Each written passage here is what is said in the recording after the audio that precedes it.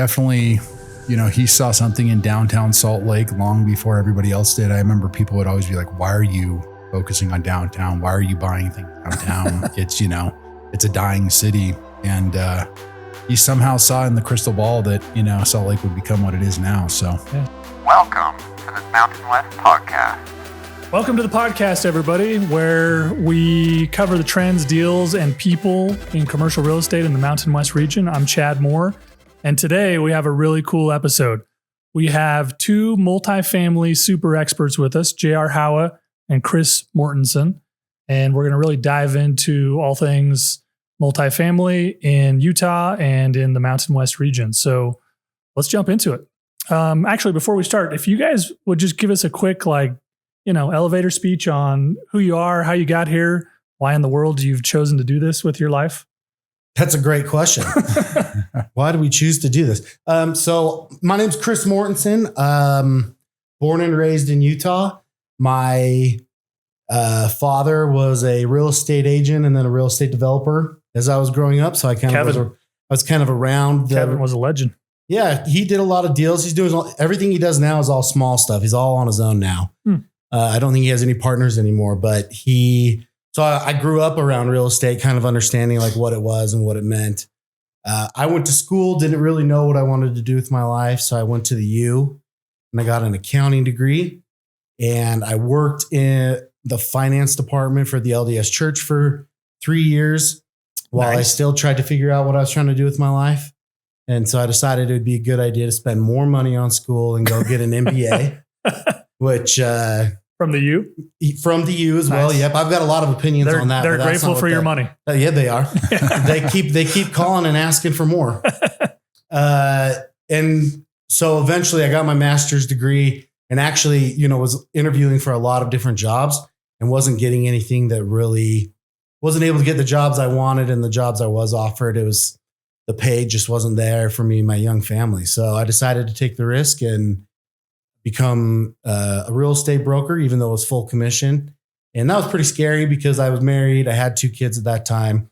So I had to take care of the kids, and started at Marcus & Millichap, and actually started in the retail as a retail agent over there. I sold a couple of deals, 2 in Florida and 1 in Roy, a little multi-tenant shop in Roy. Yeah.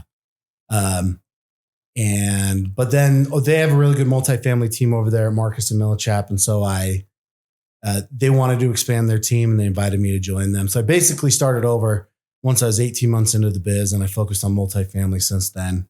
And that was about 6 years ago. I think total as a broker, I've hit my 8-year mark, and I've been doing multifamily for the last 6.5-ish years. Through some tough years, good years, tough years. Yeah. Good years and tough years. Yeah. No, no, I have no complaints, and obviously we're still doing it. And that's as all of us are brokers. If longevity and staying in the game is the main thing. So yeah, that's cool. Happy to still be here and work in multifamily. So now I work here with Newmark Mountain West. Came over here about 2 years ago, and, trying to help build out the multifamily team here. JR has been here for a long time. I know that he works on a couple different project types, but I focus mostly on existing multifamily. I'm licensed in Utah and Idaho, and seem to do most of my work in Salt Lake, Davis, and Weber counties, but happy to work anywhere from here to Boise. Cool. Thank you. Awesome, man. Yeah. I mean, I think probably very similar to what Kris just said. I kind of grew up in a construction development background, working for my father and grandfather as general contractors. And Howa Construction. That was a big deal back in the day when I got into business, man. I remember I always said my friends loved their summers. I hated it because I had to be in the yard by 5 a.m. loading up construction trucks and concrete, lumber. It didn't matter what it was to go out to a job site. And so just from early age, it was really the only thing I knew how to do. Worked for my father for a long time. Kind of same thing with University of Utah. Studied finance, mathematics, and kind of got out and got my real estate license in 2007. Great time. That was perfect. About 12 months before all things fell through the floor. And when I got my real estate license, my father was like, oh, you should go work with Vasilios Priscos, who Internet Properties was kind of the downtown Godfather legend. And he taught me the ropes, and I worked there with him as my mentor until about 2018, at which point I came over and joined Mountain West, right as Mountain West was kind of departing from the Newmark partnership. And at the time I was really focusing just on downtown core assets, everything kind of think 8 South North, and which kind of forced me to kind of learn multifamily, land development, retail, office, and some industrial. And then when I came over to Mountain West, really wanted to kind of focus on multifamily and ground up development, a lot of adaptive reuse. And that was, almost 8 years ago now. And, focus kind of like Kris said on different assets that focus ground up development, whether it's, a small 20 unit complex to, we kind of put the transaction together for the Worthington Tower downtown, which is 359 units, and kind of everything in between. So, I've really loved it. And it's been great, with Newmark Mountain West to kind of be able to now really tap into the institutional side. So that's cool. Yeah. Vasilios was obviously a great guy. And I'm sure someone will prove me wrong here, but I've always thought Vasilios and you guys at Internet back in the day just dominated downtown CBD. And I don't think anybody had ever focused on it that much and knew that much about downtown CBD. It was cool. Yeah. I mean, he definitely, he saw something in downtown Salt Lake long before everybody else did. I remember people would always be like, why are you focusing on downtown? Why are you buying things downtown? It's, it's a dying city. And he somehow saw in the crystal ball that, Salt Lake would become what it is now. So yeah, great guy. He was a great guy, great mentor, and, rest in peace. Yep, sure. Okay. Well, let's jump into it. My background is retail and investment. I've spent limited time in the multifamily world. It's always been a little like mystical to me and foggy. So I'd love to talk to two experts here who can really educate us on what's going on. I see the numbers. I see what's happening. I see you guys making tons of deals, but I also hear people saying multifamily is having a rough go, right? For the last couple of years. So let's just jump right into it. Like what's up with demand? What's happening with cap rates? What are you guys seeing out there in the region? Well, I think it's funny that you call multifamily mystical. I think one of the reasons I think one of the reasons why multifamily demand is so high is because it's one of the commercial assets that people really can wrap their minds around, right? Like renting out an apartment is a very logical thing for people to do because they've done it themselves. They probably lived in apartments. And so it's easy to connect the dots and say, oh, I want to be the one that owns this property. So I think from that point of view, that's one of the reasons why multifamily is more competitive and has more people that want to get into it, because just, comparing it to like, I need to build a Wendy's on the corner here. I think that takes, somebody that's really forward thinking, somebody that interesting, understands what the cities are doing, and a lot more knowledge of what the market is doing overall versus just going out and buying an apartment. It's almost like easier to understand for the common real estate investor. Yeah. I mean, I think, you look at everybody needs a place to live. Right. And I know I mentioned 2007, 2008, when the market kind of collapsed. I think a lot of people saw, whether it was loved ones, family, they experienced it themselves, losing their houses to the banks, where everybody was kind of like, hey, we need a place to live. I can go rent it. And if for some reason I can't make my rent payment, I'm not going to have everything taken away from me.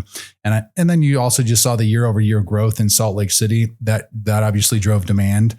People wanting to move here, maybe not sure they wanted to buy a place, and they could rent a place for a year and say, hey, do I like Salt Lake? And then oftentimes, I mean, I don't know what the exact number is, but they end up just leasing the same apartment, and then kind of moving up to a nicer asset class as they get older. Yeah. I mean, I think that all makes sense. Makes perfect sense. And when would you guys say was like in the last 10 years, the highest point in multifamily where the market was the hottest? 2020. 2020. Yep. Okay. Yeah. I would say up until December of 2021, I was getting deals done in the 4 cap ranges. And what had fueled that?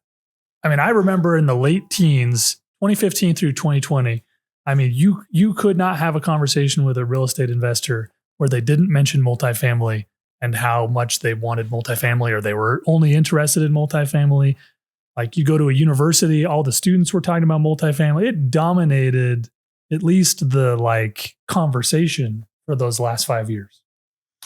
Yeah. I mean, I think a lot of it was, you'd see the news sound bites that multifamily development, was just picking up. And it was kind of, I think a lot of people got into it because they, watched CNBC, or they read Wall Street Journal, they read the New York Times, and like, okay, this is where we're supposed to be going now. And then also there was just a lot of construction. There was a lot of vacant land. And so there was just this mass push into that asset class because people needed places to live and they didn't have the money for a down payment. I don't think there was a bigger driver of demand than interest rates. Because on these multifamily projects, you can get government-backed loans from Fannie and Freddie. And you don't have, the amount of money that you have to put down on those was less in 2020 than it is today. And so I just think ease of access and getting the best rates out there made multifamily seem like one of the best bets that you could get into. Expound on that federal backed loan, because I go to do a retail shopping center and I get a loan. I'm just getting a traditional conventional loan from Zions or Wells Fargo, or maybe I'm getting CMBS or something like that, but it's a relatively easy product to understand. And so explain that side of it, because that's a big part of multifamily, right? Yeah, I would say, interest rates drive a lot of the demand. As far as the government backed part of it, I think that you're probably asking the wrong guy. I don't know the ins and outs. I call my experts on loans and I say, hey, what's the rate today, kind of thing. But my understanding is basically when you have the government backed loan, you don't have to worry about the bank failing or the lender failing or anything like that, getting it switched from. I know some people, they had, what was that bank in San Francisco that failed? Silicon Valley. So they had all their loans with Silicon Valley Bank, and it didn't really affect them negatively, but there was a lot of turmoil and a lot of unknown of what was going to happen with all the loans when that bank failed. So on balance though, your interest rate is lower. Yes. So it's lower for sure. But I think the other thing is, on a retail asset, or, you might get a 27-year amortization, but you've got a rate adjustment in year 5, or you've got to refinance it in year 5. Oftentimes with, certain HUD loans, you can have a locked in interest rate for 30 years. Mm-hmm. And it's 30-year AM. 30 amortization. AM, yep. They even have some that go up to 40 years. Yeah. So that's also one of the reasons you don't see a lot of assets necessarily sell when interest rates are high, because they're locked in at 3.8% or 4.2% for 40 years. For 40 years, and they don't have to worry about it. Yeah, exactly. And you're putting down less too in certain situations. Well, my experience is that during 2020 and 2021, people were getting away with putting down as little as 25%, some 30%, depending on the loan. Now it's really rare to see somebody getting away with less than 35% as a down payment. Got it. So that makes sense on why the multifamily market was driven so high, it was so white hot. 2020 happens. Mm-hmm. And then what happens? Obviously, interest rates change. Yeah, before COVID, rates were creeping up a little bit. Rates had been historically low for a long time, but then COVID obviously happened, and the Fed, to help the economy stay alive, put their rate at 0. And so the lenders, Fannie and Freddie, they could put out trillions of dollars of loans into multifamily projects. And like you said, they're long-term loans. And if you get the permanent loan for the next 10 years, that's a really good deal. Is that assumable? For you. Yes. Yep, it can be. Yeah, I think too, the interesting thing with COVID was you had all these people getting these super low interest rate loans. You had a bunch of people going out to buy land to go get these loans. And right as that was all happening, you saw lumber skyrocket, you saw development costs skyrocket. And so a lot of developers, I shouldn't say a lot, but a handful kind of got caught in that, middle area where it was like, okay, we got a great loan. Our construction cost is 12 to 18% higher. We just got to get this thing stabilized and up and operational. And I think too, the other thing that was really interesting is what was being built pre-COVID versus what's being built post-COVID is very different in the sense of a unit layout. In what way? When we're all in lockdowns. And so historically pre-COVID, people lived in an apartment, maybe with their significant other, maybe by themselves, and they would leave their office, they'd commute to work, they'd spend most of the day outside of their unit.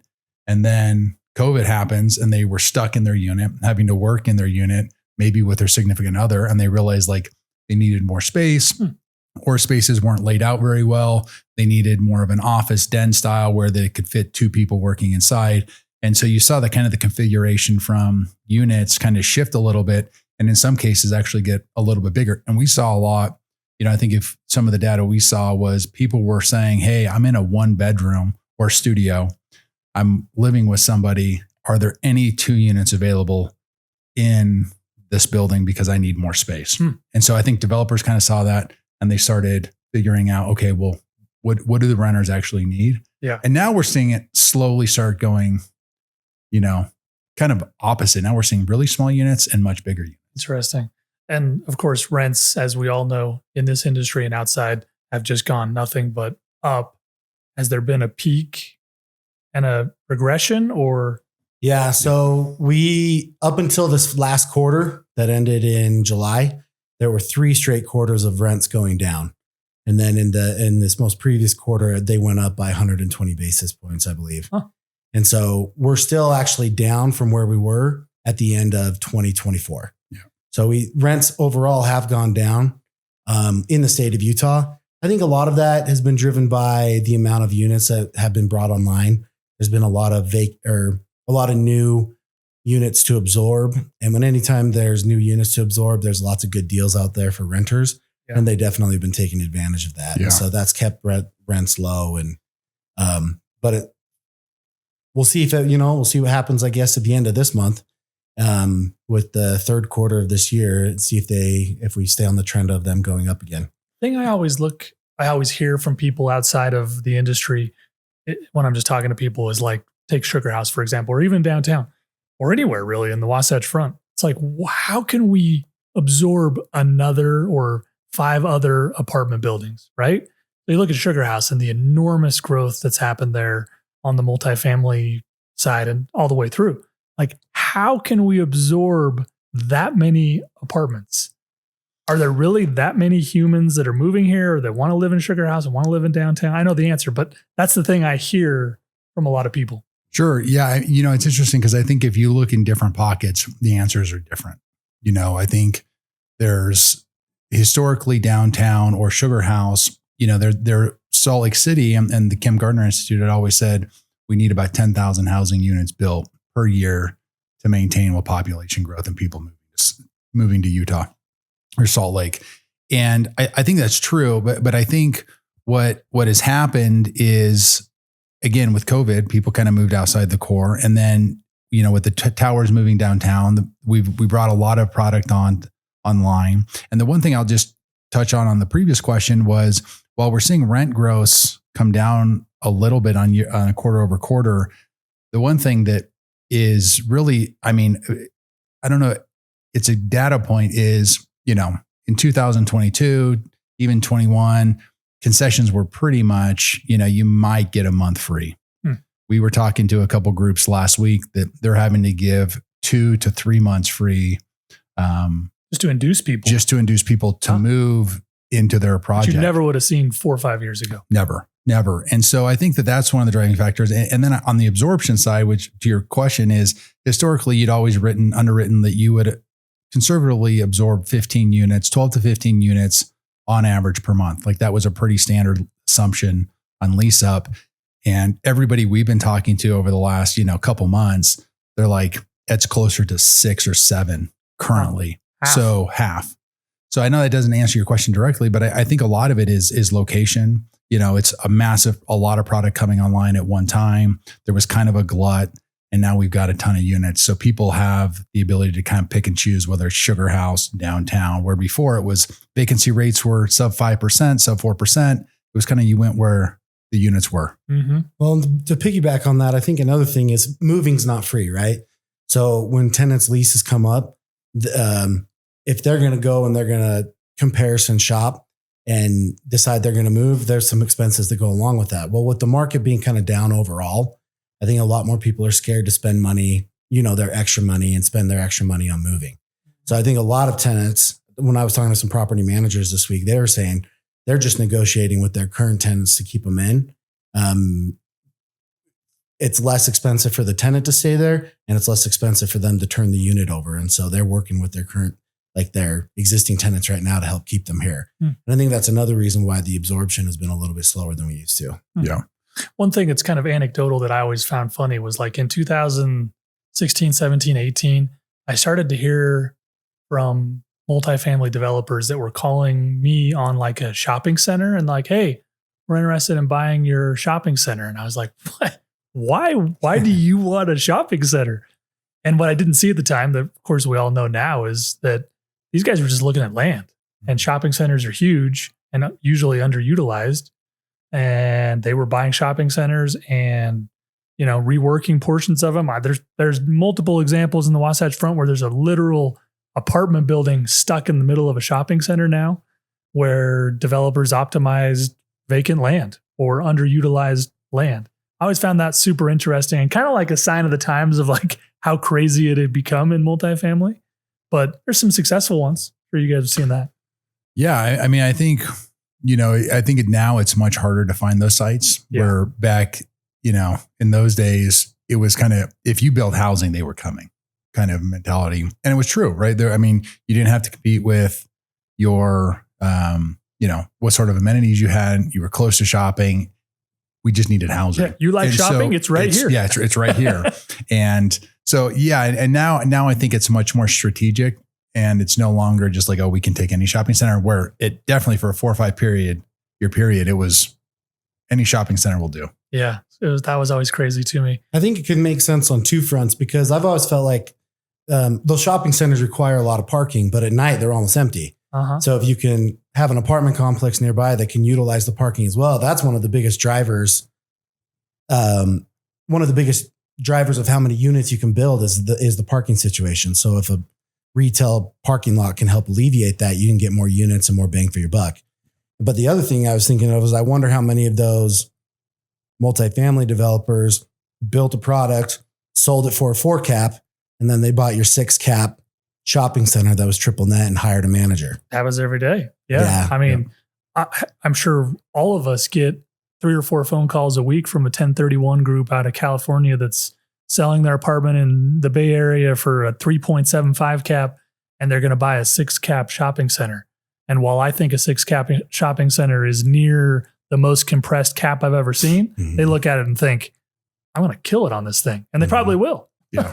I think you're spot on for sure. So it's interesting. The other thing I find really interesting, it's worth talking about, is there was so much craziness during those times, and so many multifamily developers bought and assembled land, much of which is in downtown Salt Lake, but all over the place, which today lies vacant and nothing's coming out of the ground. Let's talk about some of the reasons why a lot of those projects aren't coming out of the ground right now. Yeah. I mean, we're working through a handful right now, downtown with the capital markets team. And, I think when they bought it, it made all the sense in the world, and they kind of sat on it. And now we're going through financing costs and assumptions, because when you bought the dirt 3 years ago or 4 years ago, and you were seeing product trade for, a 4.5 cap, you kind of underwrote to those assumptions. Anything worked. And, now if you just look at, large institutional projects that have sold in the last, 12 to 18 months, they're all, the average is at about a 5.5, 5.4 cap. So you're 100 So bips. you're 100 bips kind of off where you were writing to assumptions. Which is a huge number when you're talking about $50, $100 million. Mm-hmm. Construction costs has gone up significantly. Some asset classes it's actually come down, but on the multifamily side, we're still seeing it, it's starting to stabilize. But then, Kris kind of mentioned it earlier, is rental rates have dropped. So not only now you can hit on 100 basis point on your assumption, but you're also taking, 3 years, we're probably down. It's about 2.5%, 3% on one report I was just looking at. So you take that, where on the assumption you were baking in a 3% annual growth rate, you just kind of have all the factors, and then on top of that, not only that, then you also have, your the interest rate to actually go out and build it, your interest reserve carry. And, the next thing you know, you're just like, my interest reserve, went up 10%, 15%. And now I'm sitting on this project for another 2 years. So it could be 20, 25%. So help me keep track here. Land costs are more than they've ever been, in part due to multifamily developers overpaying for years. Interest rates are still too high. Yep. Construction costs are still too high, probably haven't fallen much. Rental rates are falling. What was the other thing? Interest reserve. Interest which is on your interest. Well, not to mention expenses, right? Like the property insurances here, we're paying for Florida and California. Yeah. We pay for those hurricanes by not having earthquakes here, I guess. But all those expenses have been going up as well. Yeah. That's tough. Management has gone up. Yeah. So the good old days, at least for now, are probably past. You guys are still making tons of deals, which is very, very impressive, but it's not as easy as it once was. No, I don't think so. No, I think especially on the development side, I do think the market's kind of trying to stabilize a little bit. And I do think we'll see some projects come out of the ground, if interest rates drop, another 25 to 50 basis points. I do think we'll start seeing, we're seeing groups at least actively trying to figure out, get creative on financing. Where funny, I ran into a multifamily developer at the airport like 3 weeks ago. And I was just like, hey, what have you been up to the last 12 months? He's like, I've been on vacation. Smart. And just because he's like, there's no deals to be made right now. Want to know something funny? Kevin Mortensen, Chris's dad, in 2009, which was basically the bottom of the worst, great recession, he came into my office and we were laughing about how bad it was. And he said, you should go on vacation for like 2 years. And I laughed and he was like, I'm being dead serious. Like nothing's going to happen for 2 years. And I always think about that. And I look back and he was right. Like nothing really happened. I literally could have gone on vacation. I wouldn't have, but it's just funny. Like when it's off, it's off. Yeah. I feel like it's gone a lot better in 2025, but 2024, 2023, and then the first half of 2024 was just dead. I feel like there's been a lot more activity recently. I think a lot of that has to do with institutional groups needing a place to put their money. They don't get paid if they don't buy deals or sell deals. So those guys have to do stuff. And you were saying that the average cap rate around Salt Lake City is around 5.4%. Well, interest rates, I texted my guy today for the Fannie Freddie jumbo, like the normal loans, it's 5.5% today. So a lot of these institutional players are making bets that they're going to be either at zero cash flow or negative cash flow for the next 2 years. But the 8 years after that, it's going to pick up. That's what the bet that they're making. Yeah. Yeah. So let's talk about downtown Salt Lake for a minute. I think what has happened in downtown Salt Lake with multifamily is really pretty cool and astonishing. Like I was born and raised here, and for almost my entire life, downtown Salt Lake was a place you went during the day to work, and then you got out of there. And you went to the suburbs, and you could have shot a cannon off in downtown Salt Lake on any given night, and not one person would have ever heard that. But now there's relatively speaking, tons of multifamily. Would love to hear about Worthington Tower. I love seeing some of these huge towers go up. They just kind of blow my mind. I don't even understand the sheer complexity that goes into something like that. But there's some cool stuff happening with downtown Salt Lake. The future is brighter, in my opinion, than it's ever been. Yeah, to your point, grew up in Salt Lake as well, and I remember going downtown, and you were kind of like, "Oh my gosh, like, there's no one down here." Didn't have to worry about crime because there was nobody there, and there was nobody living there, and you had like American Towers, like the two towers. That was right. Like the really only place. But they were like super weird. Like, wait, people live in downtown Salt Lake? I'm not 100% sure, but I'm pretty sure weren't they originally designed to be office towers? Probably. And they were converted. But yeah, you look at like Astra Tower that the Kensington Group did, as well as the Worthington Tower. And, 10 years ago, when they were talking about it, I was just like, this will never happen. Like, it doesn't seem like Salt Lake's going to be able to withstand that. But, with the in-migration of people moving to Salt Lake, people wanting kind of a higher product type. And I think too, it'd be interesting to know what Kris thinks on this, is so much of it now is not necessarily, it's location, but it's also the amenities that are driving people moving to these towers. All the cool stuff in the tower. Yeah. You walk into either the Worthington or the Astra Tower and you just see like the swimming pool on the 14th floor or the 20th floor, and you go to the rooftop there and you see the whole city. And, like the Worthington Tower has a really cool, it's called the Zen room. They've got saunas, and it's a place, they really have built it so you can live there. And if you never want to, you don't have to leave. And the amenities have just changed, I think, the mentality of where people are wanting to live and, the product. And, just like big cities, New York, Chicago, between the Worthington Tower and the Astra Tower, those were the first 2 towers in downtown, really the only 2 right now. I mean, Hines has got one. It's going to open up here in a month or so, but Astra and Worthington have 24-hour security, door service. So it's kind of that big city living and still a fairly small market. Mm-hmm. Really cool towers. Just, it just blows me away every time I see them. I think, man, this is not Salt Lake, but it's so cool to see. And there's so much more planned. Yeah. I know you got a bunch of stuff that is planned and I won't ask you because I know you can't disclose it right now, but big things coming. Exciting. It's exciting. Yeah. Well, and I think there's a lot of people that want to live here. They love the outdoors, and so they move here. But I think with Utah being such a good state for business overall, a lot of companies move their secondary offices here. Mm-hmm. Goldman Sachs has their second biggest office, by their employee population. New York's number 1 and Salt Lake's number 2. All those young kids coming out of college and need a place to live, and they work long hours at Goldman Sachs. They don't want to live far away and have a long commute. So being able to live downtown near where you're working is really beneficial for them. And then they can enjoy their weekends up in the mountains, which is probably unique from wherever they grew up. Mm-hmm. Yeah. So I think that definitely helps out a lot. On the amenity side, to kind of piggyback on that, I think obviously to get the highest rates and the highest rents, you're going to have to provide those amenities. I think it can be a little bit location dependent and what kind of renters you're going after.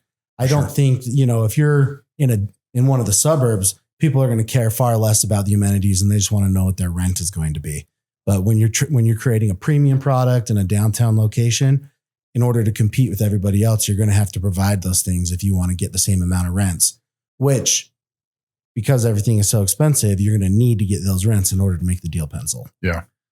The only other thing I would add to that is, I think you look at the University of Utah. I think they've been driving a lot of residents downtown. Yeah. Especially with the University of Utah opening another potential campus downtown. There's no real student housing for Salt Lake. And, I think, sometimes the mom and dad are willing to, put their kids up in a really swanky apartment downtown. So I think that's helped as well. Yeah. Yeah. Lucky for them. Yeah, absolutely. Okay. Let me cross 2 wires here because I don't understand this. And I really would love your guys' perspective on this. Retail space on the ground floor of a multi-tenant or multifamily building. It's on every single one. And I think the city is the one who pushes this, but it's generally not productive. I think Andy Moffat in our shop did a white paper last year, and he inventoried all of the retail space in multifamily buildings across the Wasatch Front. And I think the average vacancy was like 25% or something like that. Mid to low 20s. I mean, and that doesn't even really tell the story because the rental rate that you're charging for that space is like $10 a square foot below the average market, meaning if retail rates in that region are $35 a square foot, the average rent at a multifamily ground floor retail building is like $22, $25. So what the heck's going on? Why are we doing this to ourselves? City code. I think that's honestly the real reason is they have to. But why? What do they need? Well, what does the city need? Or like, why does the city want that? The city, I think, they want it to be a walkable city. They want ground floor retail. So if even for non-residents in the building, just average, the average worker downtown that maybe lives in suburbs that's walking the street, they want some sort of street activation and I think safety, right? So it's just not this massive parking structure. But to your point, the developers look at it and say, okay, well, we've got to do this. We've got to have 5,000 square feet. We're not going to go build the parking for the retail because it won't pencil. Mm-hmm. So we'll try to figure out parking. And then you talk to a lot of retailers, this better than I do, is it oftentimes is retailers want to be by other retailers. And so it's hard to get kind of the one-off. And so I don't know what the answer is to it. I mean, we always try, the developers always try to get, variances to do reduced ground floor retail. And it's usually met with no thanks. Yeah. So, I mean, at some point, to your point, I mean, Andy did the paper that's low 20% vacancy. Would you rather have a parking garage with maybe a cool mural or something? Or would you rather have empty storefront? Yeah. I mean, and just to like further put a fine point on that, a 25% vacancy rate is so astronomical. In 27 years of doing this, retail vacancy rate in my career has never been above 8%. Yeah. Across the board. And that segment's 20 something percent. And my gut says it's probably higher. I bet if you actually looked at the retail programming on the 75% that is occupied, it's probably driven by the owners of the multifamily and whether they put their leasing offices in there or they put something in there that they control. Yeah. I mean, my guess is it's probably higher. But yeah, I mean, it's a real problem. And I actually was just reading a planning commission review on a project that's going to be built by the ballpark that they're asking for, I think, a 25% reduction in ground floor retail. Mm-hmm. I mean, it's so cool. Obviously, it would be awesome. Go to New York or whatever big city where there's high density and there's retail on the bottom and it's banging, but it's just not practical in a lot of places here in the Mountain West region. Some are. There's examples that have been successful, but on balance, it's a failure. Yeah, it makes no sense. I mean, how many people live in New York and don't own a car? Yeah. Probably. I don't know what the number is, but I'm guessing it's high. Whereas I think almost everybody here owns a car. Right. My dad always said that we like our horses out in the West. So we move around, right? We're not walking city. So I think the ground floor retail makes a lot of sense in downtown Salt Lake City. But even then, it's probably not as big of a slam dunk as something, another retail project or a shopping center or something like that. Yeah. But for whatever reason, I don't know I actually don't know. I just had this thought and I want to look it up. I wonder if there's some kind of incentive from a city planning where if they make their city more walkable, they get some kind of credit from the federal government or something like that, making it more green. I don't know. That was just a question that I had while you were talking. I wonder if that has anything to do with it. But I think these city planners think that they're like downtown Salt Lake City when they're not. You mean downtown New York? Well, even downtown New York. Yeah. I mean, they're probably 100 years too early to be requiring this kind of stuff because it doesn't make sense. And any developer that I talk to, if they're ever looking at a piece of land that requires it, they underwrite it as zero because they don't want, they're not going to take the risk on it. And if they get any money out of it, it's an added bonus and that's it. Yeah. And that's the sad thing. It's like developers are looking at it and they're thinking like, I don't want to build this and I'm not going to make any money off of it. So I'm just going to zero it out or even like put it as a negative.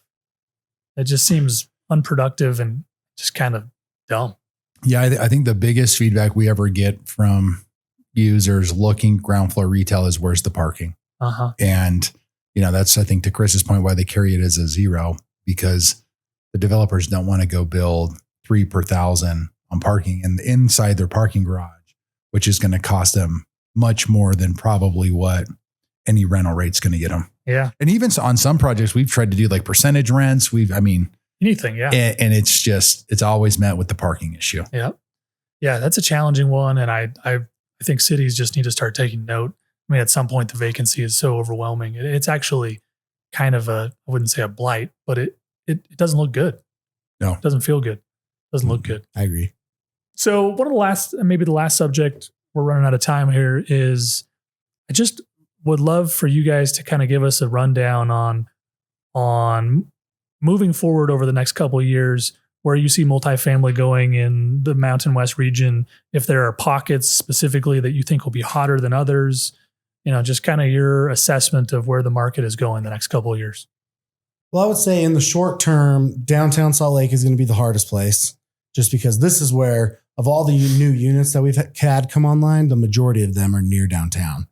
It feels like a lot of the suburbs or the rest of the Salt Lake Valley is not being as negatively affected.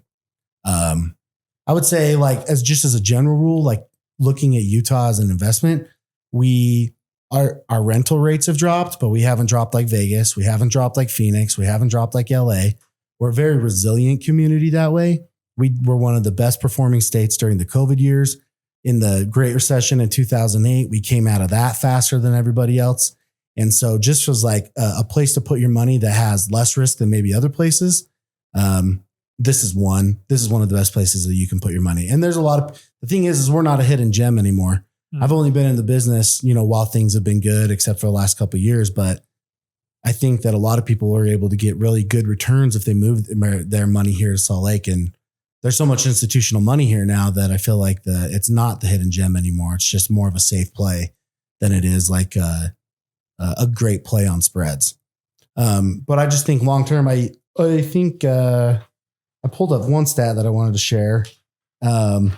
So the other reason why I think things will stay strong in Salt Lake, currently the average single family home in our Salt Lake metro costs nearly $600,000. So based on a few mortgage assumptions, that's going to put your payment just under $4,000 a month.